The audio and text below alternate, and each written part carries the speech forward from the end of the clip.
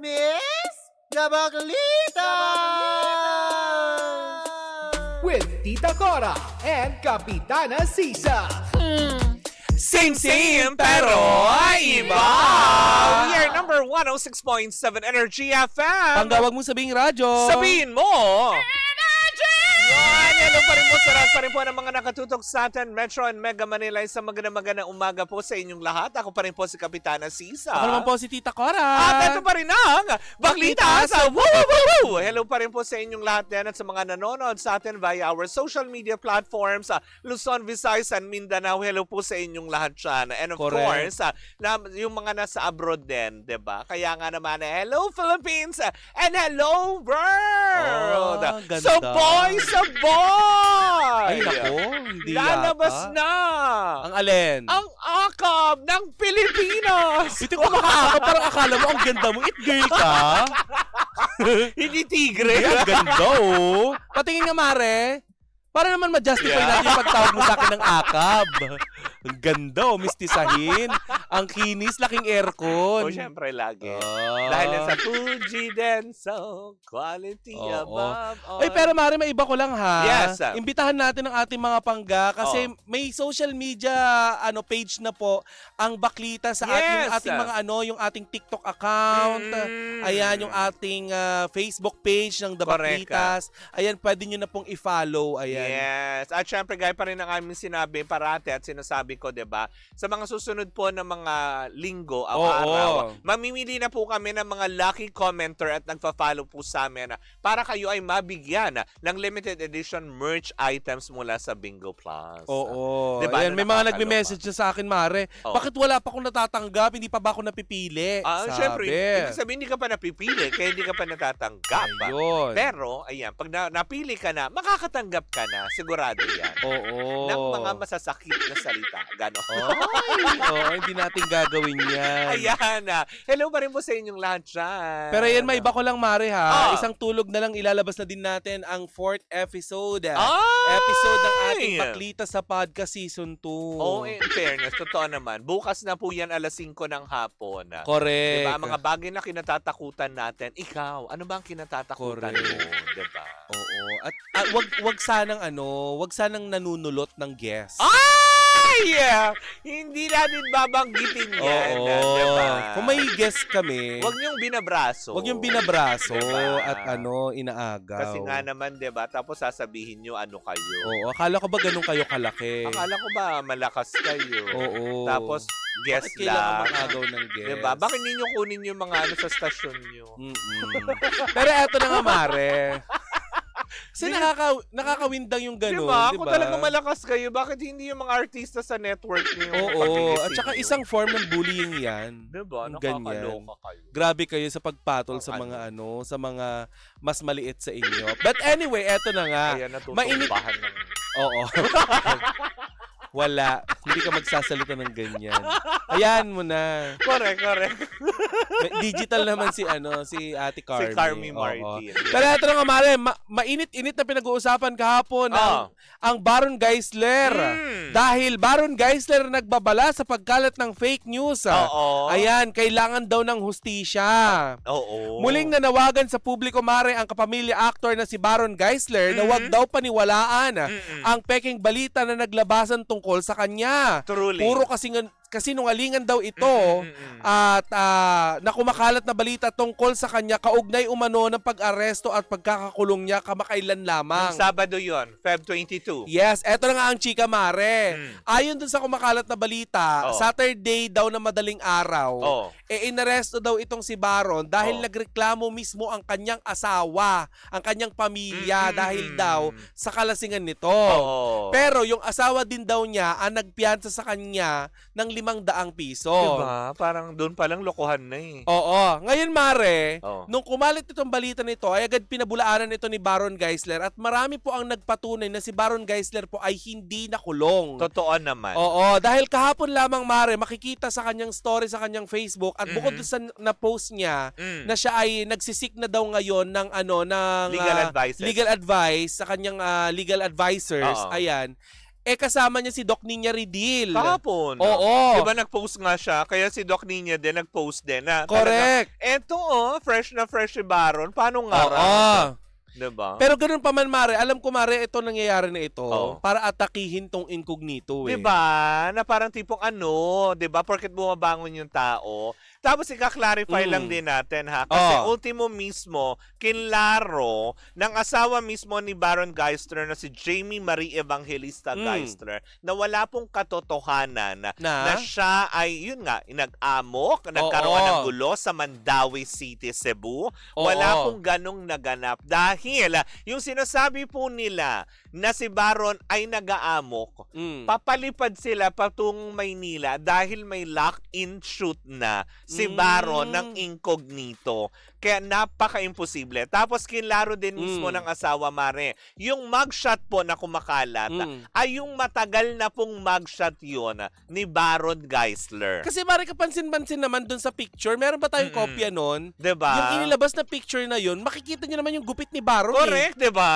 Diba? Tsaka yung tipong halata naman dun mismo dun sa card na hawak na inedit-edit lang. Na itsusera na ganyan. Tsaka isa pa, talaga ba, nagpiyansa ng 500 pesos? Oo. Dahil lang nag-amok. Hindi ba dapat, diba? Diba nandun lang siya? Usually ang ginagawa sa mga nag-aamok, pinadidetain lang ng 24 hours pero pakakawalan ka din. Palalabasin din. Dahil walang ganong kaso, diba? Yes. Drunkenness. Diba? Doon ka patutulugin lang sa presinto. Pero, hindi ibig sabihin nun, inaaresto ka. Maaring may mga city ordinance na nakapaloob sa mga ganyan. Pero, lilinawin lang po natin, hindi po totoo ang nangyaring pag-aresto kay Baron Geisler at matagal na pong litrato yan. Correct. Eto pa nga, Mare, nakakaloka. Kasi yung kasalukuyang eksena sa incognito ay nalalapit o malapit doon sa tunay na eksena dati kasi ni Baron Geisler. Siya, parang may problema siya dati, di ba? Oo. Sa pag-inom ng alak. Which is doon sa incognito, Mare, makikita mo yung karakter niya, talagang struggling siya na pigilan yung sarili niya na iwasan yung pag-inom ng alak. Which is ginagawa niya yon bilang inspirasyon yung kanyang anak at pamilya. Correct, hindi ba? Tsaka isa pa, di ba? Oo, maaaring nadapa minsan sa buhay nila. Hindi lang si Baron, iba rin mga artista, nadadapa sila, pero hindi ibig sabihin nun, ay wala silang pagkakataon para bagbago, ituwid yung mga mali nila. Kasi, di ba, unang-una kung iisipin natin, Mare, ang daming opportunities ngayon ni Baron para magagaganon siya. Yes. I don't think so. 'Di ba? Kasi 'di ba natapos lang sa High Street eh. Tapos kasunod nito may incognito ka. Tapos parehas ABS-CBN. Ang tagal na talagang pinangarap ni Baron buhat na nagkaroon siya ng issue sa kanya. Hindi naman niya dinideny yun eh. Yes. 'Di ba? Pero siya ay nagpapagamot, 'di ba? Nagseeking ng mga professional help, 'di ba? Nung nabigyan siya ng pangalawang pagkakataon ng ABS-CBN na muling hindi niya makapagtrabaho. binitawan. Oo. Kaya nga parang nung naglabasan ito, lalo yung mugshot, dun pa lang medyo matatanong mo na eh. Sa buhok pa lang, hindi naman ganyan ang gupit ngayon ni Baron. Bilang chismosang kapitbahay, Mare, ako ay nakipag-ugnayan sa ilang bahagi ng produksyon ng Incognito. At nabanggit nga nila sa akin, sabi ko, kumusta si Baron sa set? Kasi di ba dati may issue na itong si Baron sa Tumblr niya, naglalagay siya ng alak. Sabi ganyan, ay tita ko rin napakabait. Diba? Wala daw bukang bibig si Baron Geisler kundi ang kanyang pamilya at ang Diyos. Correct. At ang anak niya, di ba? Dahil yun daw ang lagi niyang bukang bibig. Sabi nila, a changed man si Baron Geisler. Di ba? Tsaka isa pa, lock-in yun 12 days, di ba? So, paano magkakaroon ka ng chance? So, syempre, pag lock-in kayo, lahat ng mga doon, very strict, di ba? Na, matulog na kayo. Bukas maaga kayong ganito. Correct. O ganito, ganyan. So, yun lang hindi ko naiintindihan ngayon. Nagkataon lang kaya na kumakalat ang balitan na to, pati yung pagbabalikan ni Catherine at saka ni Daniel sa issue ng Incognito. Oo, na parang tipong para naman sa akin, parang, talaga ba? Gagawa tayo ng ganitong mga issue na ito para lang alam mo yun, na magkaroon lang ng ingay. Oo. 'Di ba? Kasi maring alam ko dati ngayon ang pinag-uusapan lang at ang patok ngayon ay character assassination sa mga politiko. Correct, hindi Pero ba? bakit pati artista? Na ngayon, hindi naman sila yung mga kumakandidato. Wala naman silang tinatakbong posisyon. Correct. 'Di ba yung mga ganon? Pero para kay Baron, 'di ba? Tama 'yon na alam mo yun, sampulan mo. Sick legal advices. Parang kay yan, walang pinagkaiba kay Wamos. 'Di ba? Di ba Yung sa sinabi anak na si niya, Wamos, yung anak niya hindi na daw niya anak oo, dahil iba daw itsura, iba yung diba? itsura. Bakit? Hindi Diba? ba pwedeng mag-evolve? Yung mga ano yung globo? Ganon? Mag-i-evolve? Ano ka ba? Kaya nga naman, di ba? Nung sabi Di ba nangyayari ang mutation? Uy, grabe. Baka ngayon lumalabas yung best version ni Wamos. Hindi, di ba? Maganda nga naman yun. Kasi mga genetic imprints doesn't imply, di ba? Sabi nga yun ni Ann Curtis, di ba? Your genetic imprints doesn't imply na pinanganak kang bobo, mamamatay kang bobo. Pag pinanganak kang pangit, Oo, yung mga ganon. hindi ibig sabihin ay mamamatay kang pangit. Pangit, di ba? Dahil kapag namatay kang pangit, Oo, ano? kasalanan mo na yun. Tama. Hindi Kasi ka nag-evolve. Hindi ka nag-seek ng advices from the professional help. Lalo pa ngayon, Oo. ang dami na, di ba? Correct. Ang Hindi siyensya. Oo.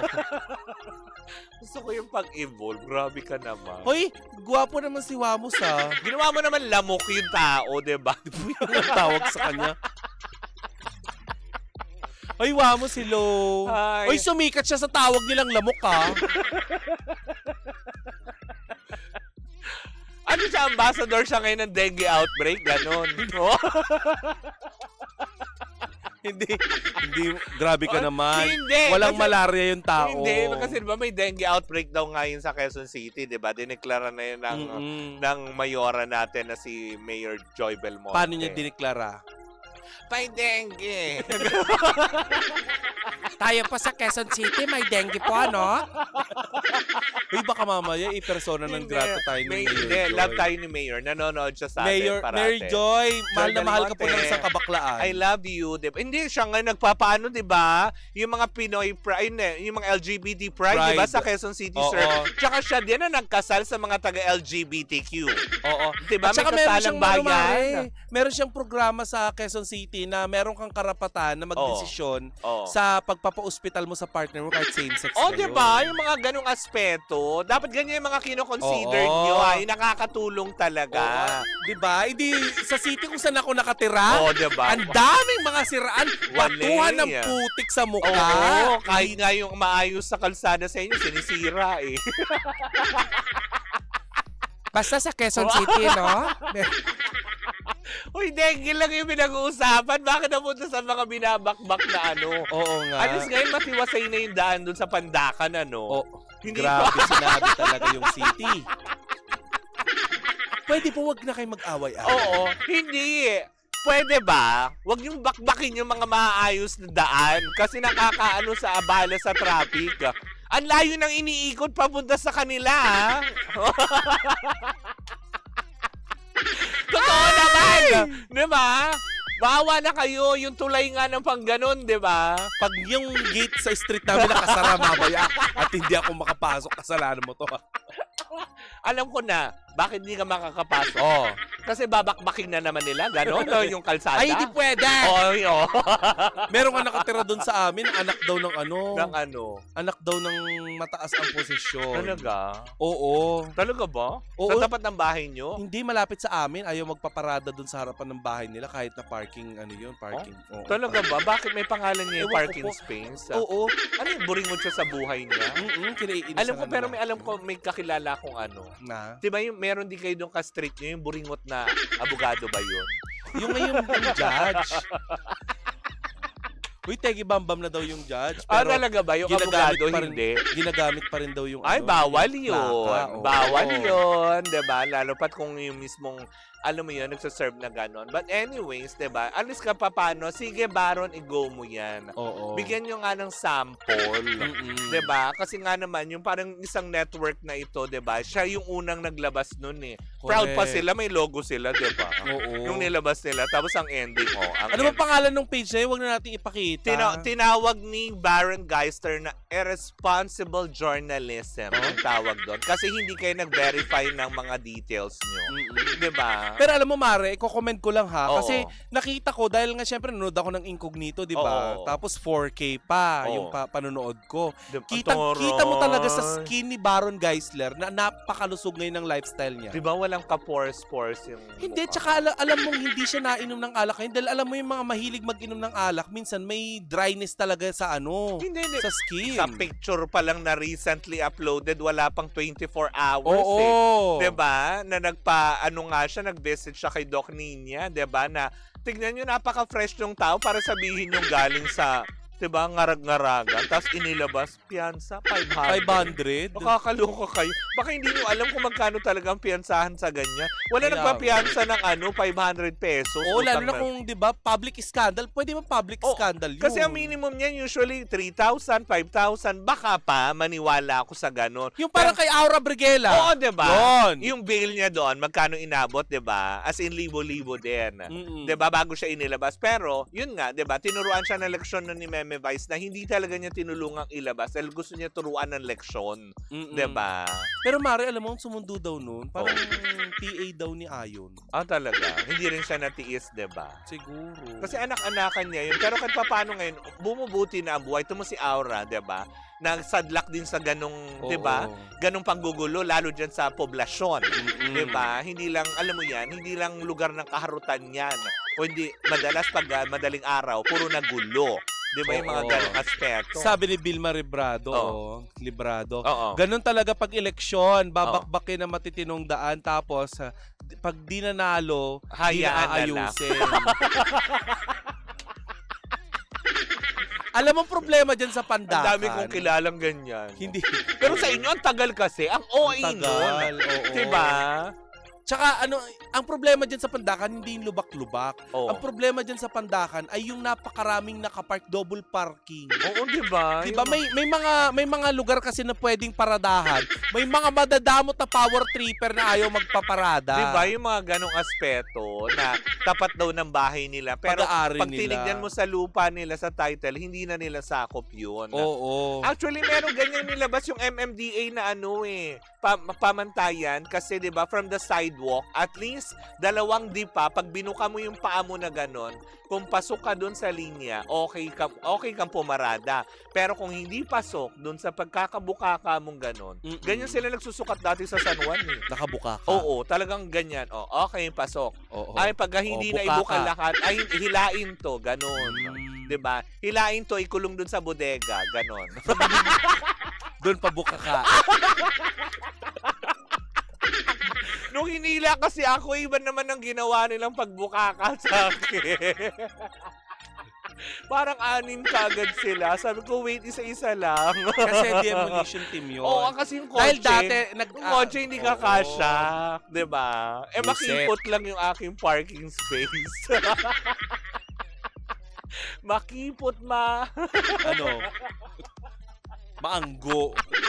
O hindi Mabango? Yes, lagi kong binabrush ang aking Ah. garahe. Dapat, 'di ba? Sabunin, 'di ba? Lamlamin, ganon. Grabe. Minsan ginaganon ka pa yun ng asin. Oo. 'Di ba? Para Oo, tanggal. tinadaw tayo, sabi ni Rosie Lacsamana Oo, Lopez. Correct, 'di ba? Na nakakaloka. Thank you, Ate Rosie. May alarm clock tayo sa ano. But anyways, mga bangga, maraming salamat po sa inyong pagantabay. Bukas po magkarinig ka, magkapanooran na naman tayo para sa isang edisyon ng Baklita sa Woo Woo Woo Woo! At muli po, we are still same, pero iba! Tuloy-tuloy pa rin po ang ating tugtugan. Dito po lamang yan sa number 106.7 Energy FM. Pagawag mo sabihing radyo. Sabihin mo!